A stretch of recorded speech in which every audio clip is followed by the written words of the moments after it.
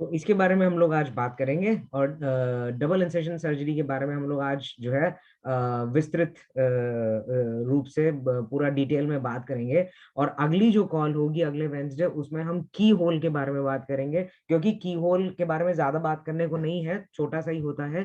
तो अगले हफ्ते ही 5 भाई हमारे साथ जुड़ेंगे जो कि जिन्होंने की सर्जरीज कराई हैं, दोनों डबल इंसेशन भी और की होल सर्जरी भी उस तरीके के। और बाकी जैसे मैं बताऊंगा कि जो डबल इंसेशन सर्जरी होती है उसके भी 4-5 तरीके के प्रकार होते हैं। तो वो जिन्होंने कराई है उनको हम बुलाएंगे, वो आकर अपने अनुभव साझा करेंगे आपके साथ, आपको बताएंगे। और एक क्वेश्चन आंसर सेशन भी होगा जिसमें आप उन भाइयों से पूछ सकते हैं। और ध्यान से सुने, इसके अगले हफ्ते जो है तीसरा बुधवार जो है, उस पे जो डीआई डबल इंसेशन के, मेरे हिसाब से, मेरी अंडरस्टैंडिंग में, सिर्फ मेरी अंडरस्टैंडिंग में, ओके, जो हिंदुस्तान में सबसे बढ़िया डॉक्टर है जिनके रिजल्ट्स मैंने सबसे अच्छे देखे हैं, डॉक्टर भीम सिंह नंदा, उनको मैंने बुलाया है। वो आएंगे हमारे यहाँ आज से तीसरे बुधवार को। और चौथे बुधवार को आएंगे डॉक्टर तपेश्वर सहगल, जो की होल करते हैं, की होल के सर्जन हैं, और की होल सर्जरी उन्होंने बहुत करी है इंडिया में। उनको बुलाया। तो अब से एक महीना जो है वो पूरा सेटल है। आज भी हम सर्जरीज के बारे में बात करेंगे, टॉप सर्जरी, अगला हफ्ता भी टॉप सर्जरी, और उसके 2 हफ्ते जो है 2 सर्जन आ रहे हैं। Best surgeon for double insertion doctor Bhim Singh Nanda, जो कि दिल्ली में है, गंगाराम हॉस्पिटल में। और उसके अगले जो बुधवार है उसको हम बुलाएंगे डॉक्टर तपेश्वर सहगल को, जो कि दिल्ली में बैठते हैं और की होल सर्जरी करते हैं, है ना। तो इसके साथ आज की कॉल जो है शुरू करते हैं। पीपीटी अभी दिख नहीं रही होगी ना, एक सेकेंड रुक जाओ जरा, मैं इसमें कुछ ठीक कर रहा था। अ,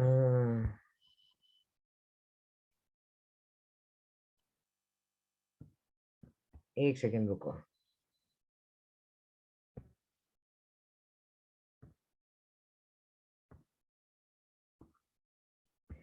इसके साथ ही डॉग ईयर्स के बारे में मैं आपको बताऊंगा कि डॉग ईयर्स जो है ना, बहुत बड़ी प्रॉब्लम है इंडिया में। मैं यहाँ पे तो मैंने नहीं देखी, अमेरिका में जो होता है तो बिल्कुल भी जो है ऐसा मैंने देखा नहीं कि डॉग ईयर यहाँ पर होता है। बहुत ही कम लोग हैं जो मैंने देखा है कि भाई ऐसा कुछ प्रॉब्लम हो जाता है।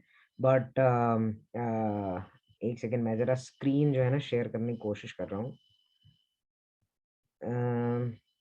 But dog years is a huge problem. तो डॉग ईयर्स होता क्या है, उसको प्रिवेंट करने का क्या तरीका है, कैसे उससे वो कर सकते हैं, अपने डॉक्टर से आप क्या बात कर सकते हैं उसको लेकर के ना, ये सब चीजें मैं आपको भी बताता हूँ पीपीटी में। अब ये है कि खाली सॉरी कि शेयर हो जाए, हाँ हो गई। अच्छा, दिख रहा है सबको? चैट में लिख के बताओ, क्योंकि मैंने मैंडेटरी म्यूट कर दिया है, क्योंकि बहुत आवाज होती है यार, लड़के सुनते नहीं है, पता नहीं चलता उनको या जो भी है। ठीक है, सबको दिख रही है ना? Okay, yes yes yes, perfect, ठीक है। ठीक है भाई। तो फिर आज की कॉल हम शुरू करते हैं। उससे पहले वही हमारा ग्रुप जो है, जो भाई लोग बाहर से जुड़े हैं उनको बता दूं कि हिंदुस्तान का सबसे बड़ा ट्रांसमैन का ग्रुप है। करीब करीब 400 लोग हैं हमारे ग्रुप में, और इंटरनेशनल ग्रुप है, अंतरराष्ट्रीय ग्रुप है। इसमें अमेरिका, कनाडा, न्यूजीलैंड, आपका यूके और ओमान, दुबई, सब जगह से लड़के जुड़े हुए हैं ग्रुप के अंदर। आपको किसी तरह की कोई हेल्प चाहिए, कोई सवाल है, आप हमेशा ग्रुप पे पूछ सकते हैं। अगर आपको जवाब नहीं मिल रहा है पूछने के बाद, तो आप एडमिन्स को टैग करिए, 4-5 एडमिन्स हैं, मैं हूं, मुझे टैग करिए। अच्छा, मैं एक बात और बताना चाह रहा था कि शायद ये बात अभी भी सब तक पहुंची नहीं है। आप लोग जब बात करें प्लीज बताएं कि मैं अमेरिका रहता हूं, और मेरे और आपके समय में 12.5 घंटे का फर्क है। अभी परसों रात में भी 2:30 बजे, 3:30 बजे, सुबह 4:30 बजे, फिर 5:30 बजे मुझे 5-6 कॉल्स आए थे, मैं नाम नहीं लूंगा, ग्रुप के ही भाई हैं, और वही बोल रहे थे कि भैया हमको पता ही नहीं था। जबकि मैं 1000 बार ग्रुप पे भी लिख चुका हूँ, आप लोगों को भी बता चुका हूँ कि आपकी भी जब बात हो किसी से, भाइयों से, उन लोगों को ये बात प्लीज बताएं कि मैं बाहर रहता हूँ, आपके और मेरे समय में 12.5 घंटे का फर्क है। मुझे कॉल करने का सबसे अच्छा समय होगा आपको रात 9 बजे के बाद। रात को 9 बजे के बाद कॉल करिए, वो भी सैटरडे संडे अगर करेंगे तो बहुत अच्छा रहेगा। वीकडे पे मैं कोशिश करता हूँ कि मैं उठाऊं कॉल जरूर, लेकिन अगर नहीं कर पाऊं तो सैटरडे संडे रात 9 बजे के बाद कर सकते हैं। नहीं तो अगर आप सुबह 6 से 9 के बीच में करेंगे, सुबह आपकी हिंदुस्तान की सुबह 6 से 9 के बीच में, तो बहुत ही बढ़िया है, तब तो मैं कॉल ले ही सकता हूँ क्योंकि मेरे शाम चल रही होती है उस समय मैं बिल्कुल फ्री होता हूँ। तो सुबह 6 से 9 आप बिना सोचे समझे मुझे कॉल कर सकते हैं। वरना रात में 9 बजे के बाद कॉल करिए, मैं फ्री होऊंगा तो मैं जरूर कॉल लूंगा, नहीं तो मैं वापस कॉल जरूर करता हूँ। कभी भी ऐसा नहीं होता कि मैं वापस कॉल ना करूँ। चलिए उसके साथ शुरू करते हैं आज की कॉल, और आगे बढ़ जा भाई। हाँ, तो टॉप सर्जरी है क्या? सबसे पहले हम ये जानते हैं टॉप सर्जरी है क्या। बहुत सारे नए लड़के जुड़े हैं, मैंने देखा है ग्रुप में हमारे जो है पिछले 2 महीने में करीब करीब 60-70 नए लड़के जुड़े हैं, और most of them have not got their surgery done. ज्यादातर लोगों की सर्जरी नहीं हुई है। Is there anybody on the call who doesn't understand Hindi at all? If there's anyone on the call who doesn't understand Hindi at all, please let me know right now on the chat. Otherwise, I'm assuming that everybody on the call today can understand Hindi. I'm gonna resume my conversation in Hindi. Okay, great. तो top surgery क्या होती है? देखो भाई, जो transman है, हम सब लोग ट्रांसमैन हैं, तो हमारे जो है एक सेकेंड आया लगता है कोई, आवाज नहीं आ रही है? आवाज आ रही है सबको? हाँ, रूमी बोल रहा आवाज आ रही है। उत्कर्ष देखो फिर तुम्हारा ही प्रॉब्लम है उसके अंदर, क्योंकि आवाज बाकी लोगों को तो आ रही है मेरे ख्याल से। ठीक है।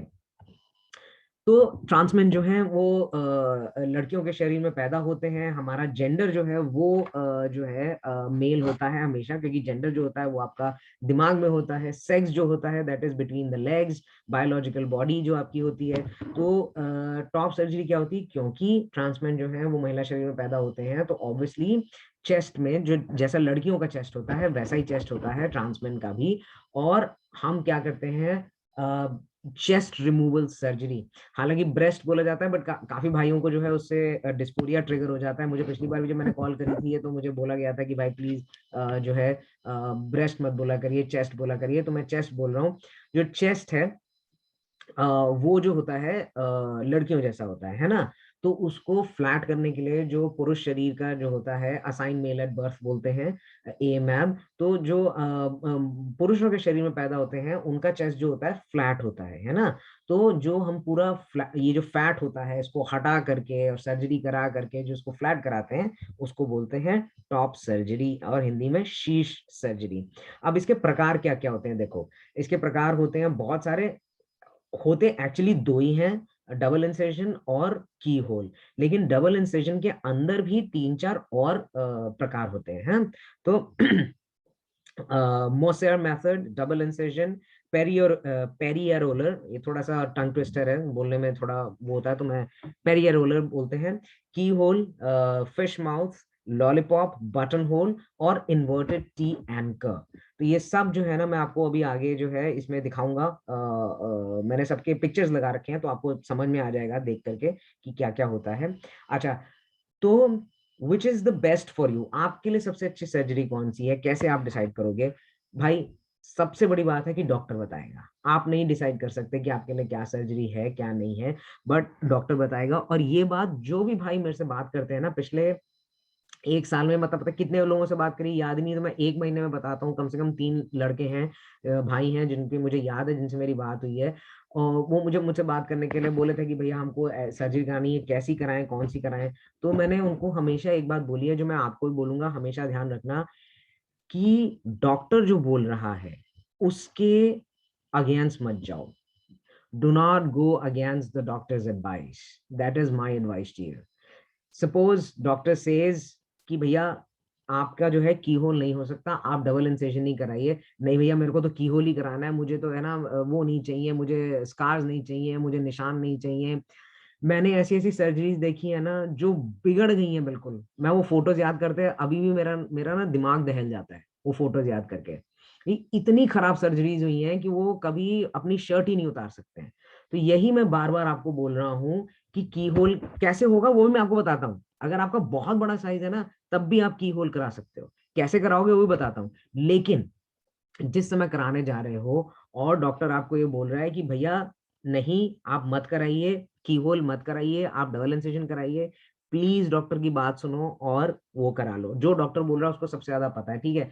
डॉक्टर एक ऐसी चीज है जिसके जिसके अगेंस्ट हम कुछ बोल ही नहीं सकते। 2 लोग होते हैं ना, डॉक्टर और वकील, उन्हीं को पता है जो पता है, ठीक है, तो हम उनके अगेंस्ट कभी कुछ बोल ही नहीं सकते। तो जो बोल रहे हैं चुपचाप कर लो, आप मुझसे बात करो, if you feel like talking to me, आपको बात करनी है आप बिल्कुल मेरे से बात करो, मैं पूरी लंबी चौड़ी बात करके सुन के आपको पूरी अपनी अपना ओपिनियन दूंगा आपको। लेकिन जो डॉक्टर बोल रहा है उसको करने की कोशिश करो, ठीक है।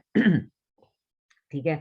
फिर क्या होता है, स्मॉल ब्रेस्ट जो होते हैं, जो छोट मतलब स्मॉल ब्रेस्ट आता है 32 एंड अंडर, 32 भी नहीं 30 एंड अंडर, 30 के अंडर जिनका जो रहता है ना, मतलब 26, 28, 30, ये जो होती हैं चेस्ट साइज होता है, इसमें जो है आपका पेरियरोलर या फिर की होल होता है। की होल क्या होता है अभी मैं वो आपको अगले हफ्ते बताऊंगा, इस बार हम लोग सिर्फ डबल इंसिजन के बारे में बात करेंगे। तो पेरियोलर करवा सकते हैं, ठीक है। जो मॉडरेटली जो थोड़े से बड़े होते हैं उनसे, विच इज 32 से 36 साइज जिनका रहता है, उसमें periareolar, button hole, double incision, inverted T, ये सब करा सकते हैं, ठीक है। जो लार्ज होता है 36 एंड अबव, है ना, उसमें फिर आप जो है डबल इंसेशन ही कराइए। उसमें ऐसा मत करिए कि भैया मुझे की होल कराना है, या तो आप साइज कम करें उसका, है ना, साइज कम करा के आप अपना कर सकते हैं। अच्छा, तो मैं यहाँ पे बता देता हूँ आपको कि करवाना है ना, हमारे भाई हैं किरण भाई हैदराबाद के, उन्होंने उन्होंने डिसाइड किया कि भाई मेरे को तो की होल कराना है, और जबकि उनका साइज ऐसा था कि मतलब थोड़ा मुश्किल हो सकती थी की होल में, बट उन्होंने अपना ध्यान दिया, खूब एक्सरसाइज करी, जिमिंग करी, बॉडी बनाई बढ़िया सी। और उसके बाद वो भी उन्होंने किया था, हमारे पिछले साल मैंने कॉल पे बुलाया था डॉक्टर अरविंद कुमार को, एंडोक्रिनोलॉजिस्ट जो हैं, उन्होंने आके बताया था कि कैसे आप कर सकते हैं, ठीक है। उनको मैं बुलाने की कोशिश करी थी, इस बार वो आए नहीं, उनका कुछ लास्ट मिनट पे प्रॉब्लम हो गया था। बट इसीलिए मैं कहता हूँ कि बहुत इंपॉर्टेंट है वेंसडे कॉल्स अटेंड करना, वेंसडे कॉल्स कभी भी मिस मत करिए। तो उन्होंने कराया और फाइनली उनका जो है की होल हो गया, और बहुत बढ़िया की होल हुआ। उन्होंने अपने रिजल्ट्स जो है शेयर किए थे ग्रुप के ऊपर, तो आप लोगों ने देखे ही होंगे। तो वो भी आप कर सकते हो। आप थोड़ा खाने पीने का ध्यान रखो, थोड़ा पानी का ध्यान रखो, बाइंडिंग आपको बिल्कुल बंद करनी पड़ेगी। वो भी मैं आगे बताता हूँ कि बाइंडिंग का क्या फर्क पड़ता है डबल इंसिजन पे या की होल के ऊपर, है ना। करोगे तो उससे भी बहुत बहुत फर्क पड़ता है। आप फिर जो है डबल इंसिजन की बजाय अपना की होल करवा सकते हो, आपके हाथ में है। लेकिन हैविंग सेड दैट, लेकिन ऐसा भी है कि कई बार बाइंडिंग बहुत टाइम से कर रहे हैं, 8-10 साल से कर रहे हैं, कर करके ना एकदम जिसको बोलते हैं उसकी ऐसी की तैसी कर दी उसकी बिल्कुल, ठीक है। फिर उसमें कुछ नहीं हो सकता। वो छोटे साइज भी होते हैं ना, 30-32 साइज में भी डबल इंसिजन नहीं होता है, फिर उसमें की होल नहीं हो सकता, क्योंकि वो लटक जाता है। और स्किन का जो लोच है, आपकी त्वचा का लोच, जिसे इंग्लिश में स्किन इलास्टिसिटी कहते हैं, वो खराब हो गया होता है। तो इस वजह से आप छोटे साइज होने पर भी आपको की होल नहीं करवा सकते, आप सिर्फ डीआई ही करा सकते हैं, है ना। तो डबल इंसिजन सर्जरी क्या होती है, जो आपके चेस्ट के बिल्कुल नीचे जो लाइन होती है ना, वहां पे चीरा लगाता है डॉक्टर बड़ा सा, और वहां से सारा फैट जो है खींच खींच के बाहर निकाल देते हैं।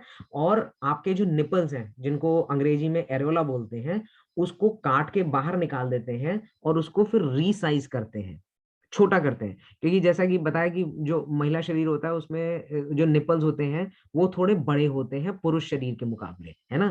तो मोस्टली केसेस में निपल्स भी उतारे जाते हैं, और निपल्स को काट के छोटा करके रीसाइज करके वापस सिल दिया जाता है। वो होती है आपकी डबल इंसिजन सर्जरी, ठीक है। अच्छा, इसमें क्या होता है कि छाती और त्वचा को, जैसे मैंने बोला, पेक्टोरल मांसपेशियां बोला जाता है। पेक्टोरल मांसपेशियां जो होती हैं उसके ऊपर और नीचे दो चीरे लगाते हैं, बाकी बाकी मांसपेशियों को छुआ नहीं जाता, और त्वचा को वापस खींच के उसमें से स्तन के ऊतकों को हटा देते हैं। That's as simple as that. बिल्कुल इतनी सिंपल सी सर्जरी है, ज्यादा बड़ी सर्जरी होती नहीं, बहुत कॉमन सर्जरी है। जिनको डर लगता है, बिल्कुल डरने की जरूरत नहीं है, बहुत बढ़िया सर्जरी होती है, और बहुत बढ़िया होगी हमेशा। कॉम्प्लिकेशंस और कॉम्प्लिकेटेड कॉम्प्लेक्स सर्जरी है bottom surgery, that too phalloplasty. Metoidioplasty bottom surgery भी बहुत बड़ी सर्जरी नहीं है, तो डरने की बिल्कुल जरूरत नहीं है, परेशान होने की बिल्कुल जरूरत नहीं है। बहुत कॉमन सर्जरी है आज की डेट में, जो आपकी टॉप सर्जरी है ट्रांसमैन की, है ना। अच्छा, डीआई के बारे में सामान्य तथ्य मैं पढ़ के सुना दे रहा हूँ तुमको। निपल्स को हटा देते हैं, आमतौर में आकार में कमी आती है, और फिर छाती पर वापस लगाया जाता है निपल्स को, है ना। उसके बाद फिर निपल्स जो होता है और एरियोला, उसको रिकंस्ट्रक्ट करते हैं, जैसा कि मैंने बताया, साइज छोटा करते हैं और फिर वापस उसमें लगा देते हैं। अब इसमें क्या है, एक प्रॉब्लम क्या होती है, जो कि इंडिया में तो मैंने सुना ही नहीं है, एक्सेप्ट फॉर की पीपल, एक्सेप्ट फॉर वो लोग जिन्होंने बहुत मेहनत करी अपने ऊपर। यही जैसे अभी 2-4 लड़के हैं जिनसे बात मेरी हुई है, जो अभी हाल फिलहाल में ही सर्जरी करा रहे हैं अपनी, अगस्त में ही जिनकी सर्जरीज हैं, उसमें हमारे रूमी भाई भी हैं, वो भी अपनी सर्जरी अभी करा रहे हैं भीम सिंह नंदा से ही। सबको मैं यही बोलता हूँ कि आप सर्जरी के बाद अपना बहुत ध्यान रखें। अगर आप ध्यान रखें तो आपकी जो दाग है, जो स्कारिंग है अंग्रेजी में जिसको बोलते हैं, उसको काफी हद तक खत्म कर सकते हैं, काफी हद तक पता भी नहीं चलेगा। लेकिन अपने डॉक्टर से पहले बात करें कि डॉक्टर साहब हम जो है वेट उठाना, वेट लिफ्टिंग, जिमिंग, ये सब जो है कितने समय बाद कर सकते हैं, आपका डॉक्टर आपको बताएगा। ये नहीं बोलना कि भैया आर्यन भैया ने तो जो है 2 हफ्ते बाद ही कर ली थी, उन्होंने उठा ली थी। उनका शरीर अलग है, उनकी सर्जरी अलग है, आपकी सर्जरी अलग है। तो कोई एक कॉमन, जिसको बोलते हैं ना अंग्रेजी में कॉमन यार्डस्टिक, हिंदी में बोलेंगे कि एक ही चीज सबके ऊपर लागू नहीं होती है। ठीक है, तो आप अपने डॉक्टर से पूछें कि डॉक्टर साहब हम कब इस्तेमाल कर सकते हैं, हाँ हम कब शुरू कर सकते हैं जिमिंग में। तो अगर आप जिमिंग कर रहे हैं, फिर आपकी सिलिकन स्ट्रिप्स आते हैं, ठीक है, वो आप मंगा सकते हैं। थोड़ा महंगे होते हैं, लेकिन बहुत जरूरत है, टोटली वर्थ इट अंग्रेजी में बोलते हैं, हिंदी में क्या बोलेंगे कि बहुत उसका इस्तेमाल आप अच्छे से कर सकते हैं, है ना। थोड़ा पैसा खर्च करो, लेकिन जिंदगी भर के आपके स्कार कम हो जाएंगे, आपके दाग कम हो जाएंगे, वो आप कर सकते हैं। ठीक है, फिर उसके बाद जो है गरी के तेल की मालिश, गरी का तेल आप जो है उससे मालिश करेंगे तो उससे आपके दाग जो है काफी कम होते हैं। अच्छा, coming back to it, surgery होती कितनी देर की है? 3 से 4 घंटे मैक्सिमम। बहुत बड़ी सर्जरी नहीं है, जैसे मैंने बोला 3 से 4 घंटे में हो जाती है। अब अपनी स्क्रीन पे देखो, ये मैंने फोटो लगाया है, ये आपका ट्रांस अमेरिका से लेके। तो ये देखो सर्जरी, ये लेफ्ट साइड पे देखो, ये सर्जरी के पहले का है। अब बंदे की बॉडी देखो कितनी जबरदस्त उसने बना रखी है? पता भी नहीं चल रहा। अगर ये, इसको तो मतलब जिसको बोलते हैं ना, वो स्पोर्ट्स ब्रा पहनने की भी जरूरत नहीं है। ये अगर खाली बनियान पहन के, टी शर्ट पहन के जाएगा तो भी इसका काम बड़े आराम से हो जाएगा।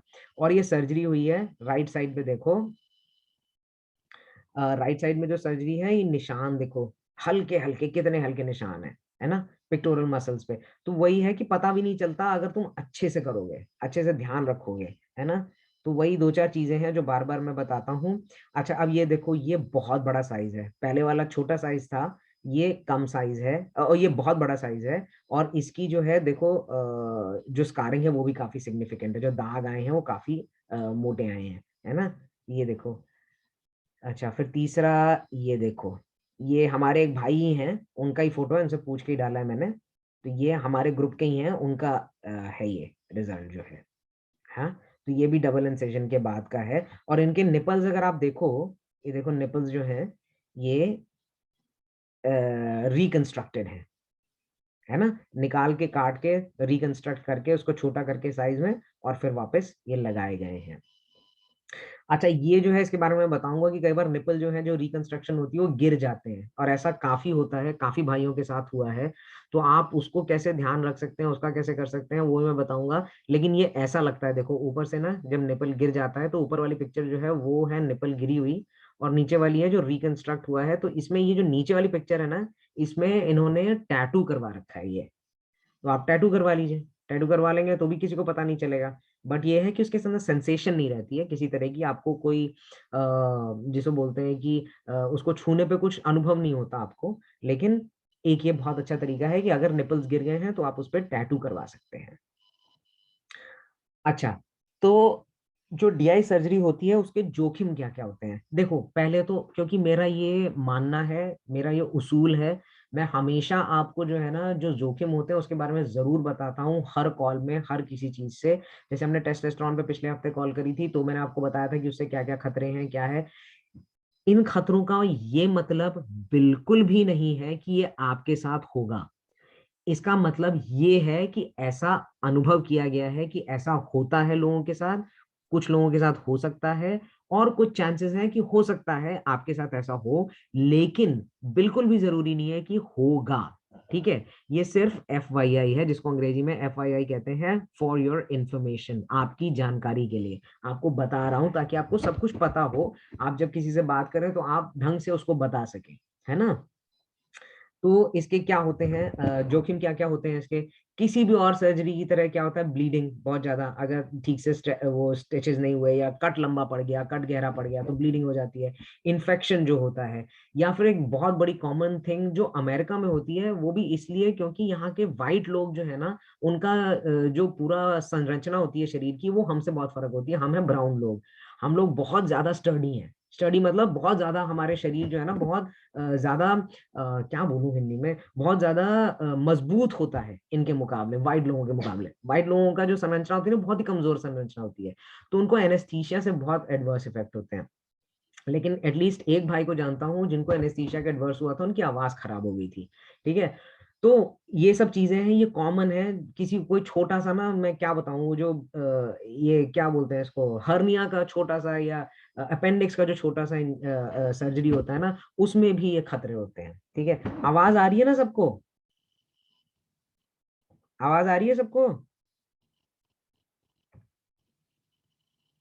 ठीक है, ठीक है, ठीक है।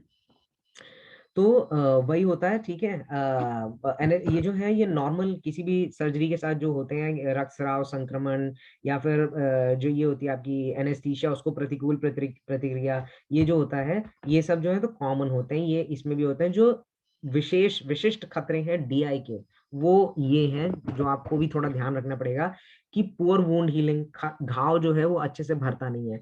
ये मैं एटलीस्ट एक भाई को जानता हूँ जिन्होंने सर्जरी कराई थी हिसार से, और उनके साथ ये हुआ था, उनका 3-4 महीने जो है उनका घाव नहीं भरा था। जबकि घाव भरने का तरीका, जो टाइम होता है, समय प्रक्रिया होती है, समय सीमा होती है, वो होती है 1 हफ्ते से 10 दिन मैक्सिमम। 10 दिन के अंदर आपका जो है घाव भर जाना चाहिए, और किसी तरह का उसके अंदर कोई परेशानी नहीं आनी चाहिए। ठीक है, तो ये होता है। फिर फ्लूइड एक्यूमुलेशन जो होता है, वो बहुत जो द्रव का संचय हो जाता है। जब आप सर्जरी कराते हैं, तो दो, आपने देखा होगा पिक्चर्स में भी, कि 2 पाइप लटका देते हैं डॉक्टर्स ना, वो आपका कम से कम नहीं तो 7 दिन, 7 से 10 दिन लगा रहता है। 3 से 10 दिन होता है एक्चुअली, डिपेंडिंग अपॉन क्या फ्लूइड है। तो वो अगर ढंग से नहीं निकलता है ना, तो कई बार उसकी वजह से बहुत प्रॉब्लम होती है ना। वो अभी है हमारे भाई जो आज ही दिल्ली गए हैं, कल ही उनसे मेरी बात हुई है, उनको यही प्रॉब्लम हुई है स्पेसिफिक। अच्छा, ये प्रॉब्लम जो है, ये अमेरिका में भी होती है। अब मेरा, मैं जानता हूँ एक लड़के को जिसने अभी अपना सर्जरी कराया था, और उनका जो है,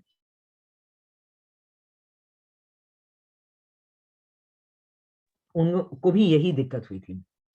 उनका जो है उनको सर्जरी कराए हुए कुछ 8-9 महीने हुए हैं, और उनको भी अमेरिका में सर्जरी कराने के बावजूद उनको ये हुआ कि सख्त हो गया बिल्कुल कोनों से। और फिर डॉक्टर के पास गए, तो डॉक्टर ने बोला कि भाई फ्लूइड एक्यूमुलेशन, यानी द्रव संचय हो गया। ये द्रव होता क्या है? पस, खून, है ना, पानी, मवाद, इस तरह की चीजें जो होती है ना, जो वो उस समय निकल जाती हैं। ठीक है, जो अगर वहां पे उस समय डॉक्टर ने वो लगाया हुआ है, आपके ड्रेनेज लगाई हुई है, तो उससे निकल, कई बार जब पूरी तरह से नहीं निकल पाती है, तब इस तरह की चीजें होती हैं। इसको सेरोमा भी बोलते हैं, है ना, सूजन, वो हेमाटोमा बोलते हैं अंग्रेजी में। तो एक एक पूरी तरह से सूजन आ जाती है, ब्लड क्लॉटिंग हो जाती है टिश्यूज में, उसको हेमाटोमा कहते हैं। वो भी इसके साथ हो सकता है। फिर टिश्यू नेक्रोसिस क्या होता है, कि वो कुछ कुछ जो आपका स्किन का भाग रहता है, आपकी त्वचा का जो भाग रहता है, वो मृत हो जाता है, तो आपको उसके अंदर फिर सेंसेशन नहीं रहती है। ठीक है, तो ऐसा बहुत लोगों के साथ होता है। तो इसको इसको दिमागी तौर पे इसके लिए तैयार रहें, और तैयार रहने के बाद ही आगे बढ़ें। कि टॉप सर्जरी के बाद कई बार ऐसा होता है कि निपल में सेंसेशन वापस नहीं आती। ठीक है, और कभी कभी ऐसा होता है कि कई सालों बाद अपने आप वापस आ जाती है, कि मतलब हुआ सर्जरी के बाद चली गई, 2 महीने, 4 महीने, साल, 2 साल कुछ नहीं हुआ, 2 साल के बाद अचानक जो है वापस आ गई। नहाते नहाते हाथ लगाया, दर्द हो गया, अरे ये क्या हुआ, भाई सेंसेशन वापस आ गई। ठीक है, लेकिन कई बार ऐसा होता है कि ये जिंदगी भर के लिए खत्म हो जाती है। ये एक बहुत बड़ा खतरा इसके साथ है, और बहुत लोगों के साथ होता है। और इसका कुछ हिंदुस्तान अमेरिका से लेना देना नहीं है, ये कहीं पे भी किसी के साथ भी हो सकता है। ठीक है, तो ये इसके लिए अपने आप को तैयार रहें। सर्जरी के निशान, जो मैंने बोला, दाग जो पड़ते हैं, वो तो रहते ही हैं जिंदगी भर, आप उसका कुछ नहीं कर सकते। और ये अमेरिका में भी रहते हैं, ठीक है, हिंदुस्तान में भी रहते हैं, तो वो तो रहेंगे। पर जहां तक ये पतली सी छोटी सी लाइन रहती है, वो फिर भी ठीक है ना। लेकिन पता चला कि बहुत ऐसा, ऐसी खराब सी हो गई बिल्कुल, कि भाई साहब पता ही नहीं चल रहा है कि क्या हुआ है, कैसे, मतलब अजीब सा ही कुछ हुआ पड़ा है उसके अंदर। तो वो भी बहुत बड़ी दिक्कत है। सॉरी, मैं ये जो चैट में आता है ना, मैं डिस्ट्रैक्ट हो जाता हूँ। चैट मतलब अगर कुछ जरूरी हो तो ही लिखे उसके अंदर, नहीं तो जाने दें। ठीक है। अच्छा, तो ये अपने डॉक्टर से आप बात करें पहले। ठीक है। एक बात मैं आपको बोलूंगा, ध्यान से सुनना, मैं हमेशा बोलता हूँ ये बात। हिंदुस्तान में मैंने एक चीज देखी है, ये डॉक्टर्स को ना एकदम ना ऐसे झुक जाएंगे बिल्कुल ही, अरे डॉक्टर साहब, डॉक्टर साहब। भाई, तुम पैसा दे रहे हो, ठीक है, तुम कस्टमर हो, तुम क्लाइंट हो, तो थोड़ा हक से बात करो। मैं ये नहीं बोल रहा बदतमीजी करो, कभी भी मत करना। बदतमीजी कभी किसी के साथ नहीं करनी चाहिए। ठीक है। चाहे कोई तुम्हारे साथ बदतमीजी कर रहा है ना, उसका भगवान देख रहा है, उसका उसका कर्म है। कोई बदतमीजी कर रहा है तब भी उसके साथ बदतमीजी मत करो। तुमने मेरे को देखा होगा, ग्रुप के ऊपर बाकी कहाँ कितने लोग गाली दे दे के चले जाते हैं बदतमीजी करके, मैं कभी किसी को वापस गाली नहीं देता। क्या करना है यार।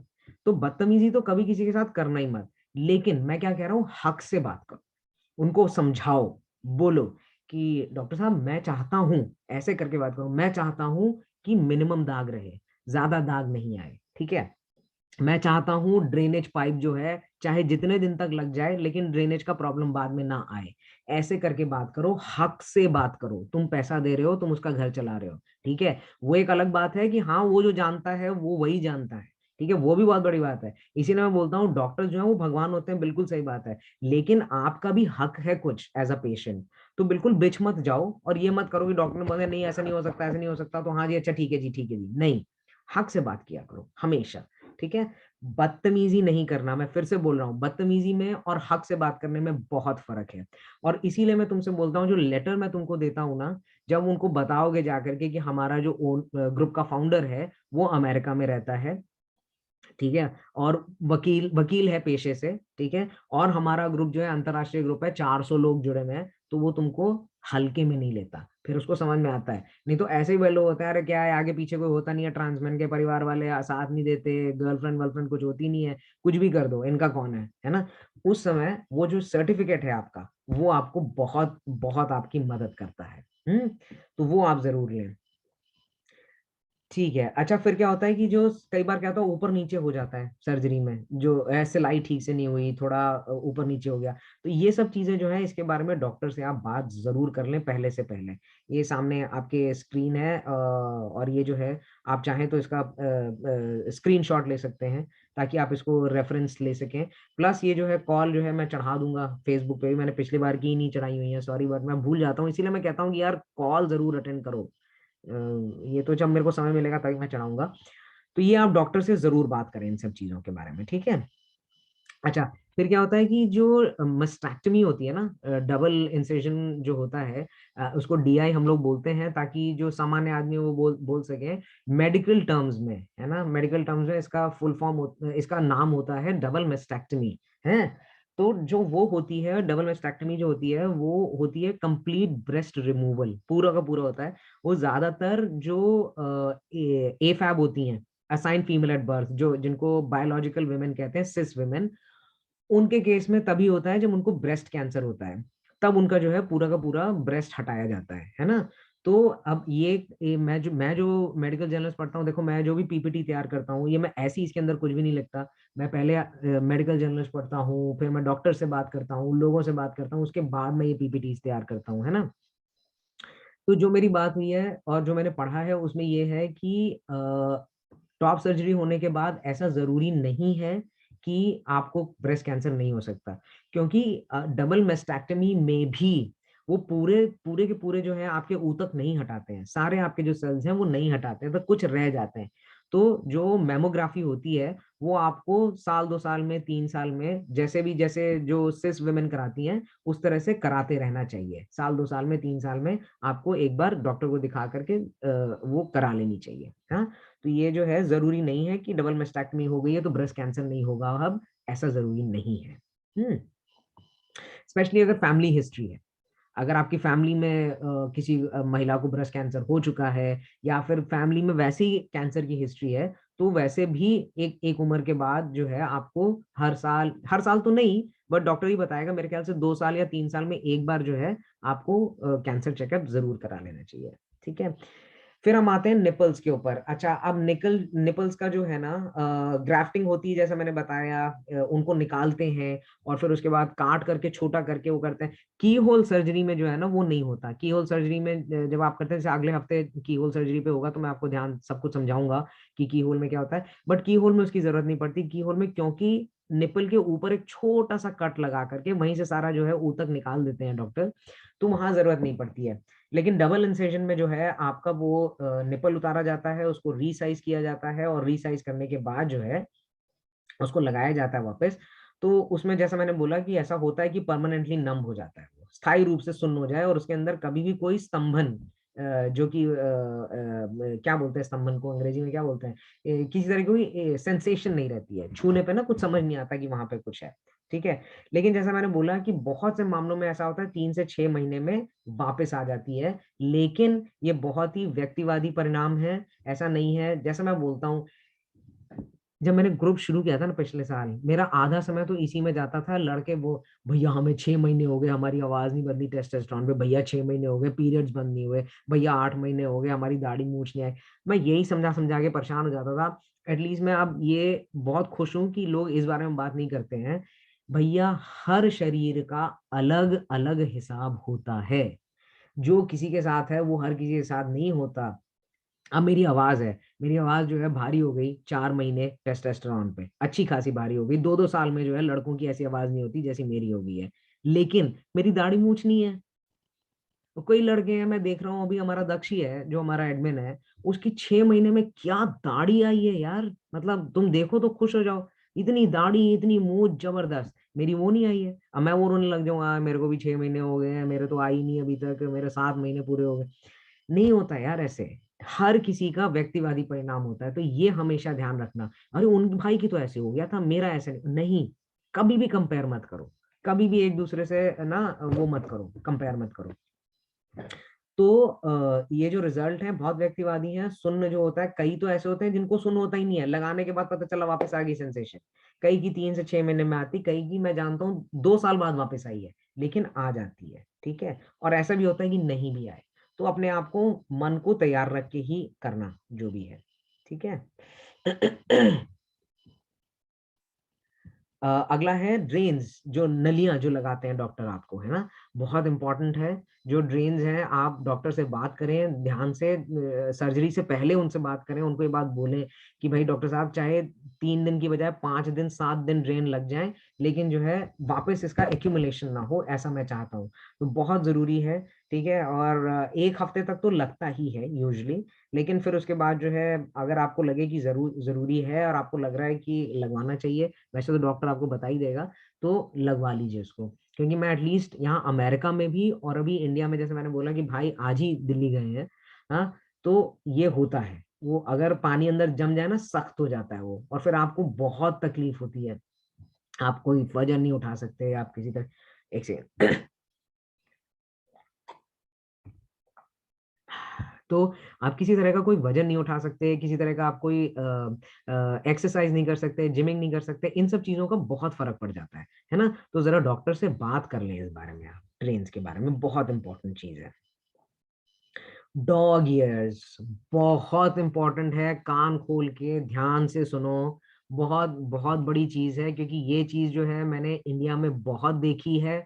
पिछले साल से जो मैं सर्जरी सर्जरी रिजल्ट्स फॉलो कर रहा हूँ, भाइयों से बात कर रहा हूँ आप लोगों के लिए, पीपीटीज के लिए, बहुत लोगों में मैंने देखा है। मैं बोलूंगा बिना अतिशोक्ति, विदाउट एग्जैजरेशन बोल रहा हूँ, कि 10 में से 5 या 6 लड़कों को जो है डॉग ईयर्स आ ही जाता है। अच्छा, इसे आप बताना चाहूंगा कि कुछ 2 मिनट बचे हुए हैं, कॉल खत्म हो जाएगी, वही लिंक पे आपको क्लिक करके वापस आना है। मैंने सोचा था एक्चुअली कि हम जूम का पेड खरीद लेते हैं। किसी भाई ने शायद बोला भी था कि भैया हम करवा देंगे, लेकिन वही है कि बहुत महंगा है। साल का इसका है करीब 22,000 रुपये आपको पे करने पड़ते हैं। तो मुझे लगता है कि उससे भाइयों की मदद ना हो जाए। किसी को सर्जरी में चाहिए, किसी को 5 चाहिए, किसी को 10,000 चाहिए, किसी को अभी एक हमारे भाई हैं कोटा के, उनको टेस्ट कराने हैं, उनके पास मतलब पैसे नहीं है, 2,500 रुपये उनके पास है। मैं यहाँ पे 22,000 रुपये खर्च करके मैं कर सकता हूँ, मुझे कोई दिक्कत नहीं है, क्योंकि मैं 8,000 हर महीने जो है ना अलग रखता हूँ आपकी मदद के लिए, जो भाइयों को मैं दे देता हूँ। जो कि मैं फिर आपको बता रहा हूँ कि वो 2 तारीख से 3 तारीख नहीं हो पाती, 3 तारीख तक सारा पैसा निकल जाता है मेरा। तो अगर आपको पैसे की ज़रूरत है तो आप मुझे 31 1 तारीख को मैसेज करें कि भैया हमको पैसा चाहिए, मैं आपको दे दूँगा। तो वो 8,000 जो है अगर आपको ना देके 3 महीने मैंने जोड़ लिया, 21,000 हो गए, मैं कर लूँगा। लेकिन ज़रूरत क्या है? कितना मैं यहाँ पे बैठ के साला पीपीटी बना के यहाँ बोल रहा हूँ, बात कर रहा हूँ, आप एक लिंक पे क्लिक करके वापस नहीं आ सकते क्या? आप आ सकते हो, बिल्कुल आ सकते हो। तो वही करो, 20,000 22,000 रुपए खर्च नहीं करने। हालाँकि किसी के पास इतना पैसा है जो हमारे ऊपर ये कृपा करना चाहता है कोई भाई कि 22,000 रुपए का हमें फ्री में खरीद के दे दे, इतना है किसी के पास तो भाई कर दो हमारे लिए। बहुत-बहुत धन्यवाद होगा आपका कि हम भी जो है बिना कॉल हमारी कटे बीच में जो है हो जाएगी। तो डॉग ईयर्स, हाँ, तो ये मैं वही बोला कि अभी कॉल जो है किसी भी समय कट जाएगी तो आप जो है उसी लिंक पे जो है क्लिक करके वापस आ जाना। डॉग ईयर्स क्या होता है, एक्सेसिव जो स्किन होती है जब ऊतक पूरी तरह से नहीं निकाले जाते हैं ना, तो उसमें जो है कांख जो रहती है उसके आसपास का जो एरिया रहता है, उसका जो इलाका रहता है आसपास का, वहां पे वो जम जाता है, ऊतक जो है जो निकले नहीं होते हैं, है ना। तो उस उसकी वजह से जो है मैं आपको फोटो दिखाऊंगा, अभी अगले 2 पन्नों पे फोटो है। डॉग ईयर्स एग्जैक्टली होता क्या है, और वो काफी भद्दा लगता है, काफी अजीब सा लगता है, और फिर आपको जो है पब्लिक में शर्ट उतारने में थोड़ी दिक्कत आ सकती है, क्योंकि वो अलग से दिखता है कि हाँ भैया अलग से जो है ना कुछ मांस वो हुआ है। तो इसके लिए अपने डॉक्टर से बात करें कि डॉक्टर साहब, कई बार क्या होता है डॉक्टर बोलते हैं थोड़ा लंबा चीरा लगाएं पूरा, या जैसे मोल भाई है हमारे, मोल मोल शर्मा, आप लोग जानते होंगे, उन्होंने भी डॉक्टर भीम सिंह नन्ना से कराई थी। तो उनको डॉक्टर ने बोला था लंबा चीरा लगा था, ऑलमोस्ट आर्म पिट के नीचे कांख तक का, लेकिन फिर उससे ये हो गया कि भाई डॉग ईयर नहीं हुआ, बट वो है कि स्कारिंग लंबी हो गई, फिर है ना, दाग लंबे हो गए। तो वो है, तो एक बार डॉक्टर से बात कर लें कि भैया प्लीज हमें बताइए कि क्या करें कि ये डॉग ईयर ना आए। ये आप ना सर्जन जो है उससे बात जरूर करें इस बारे में, बहुत जरूरी है।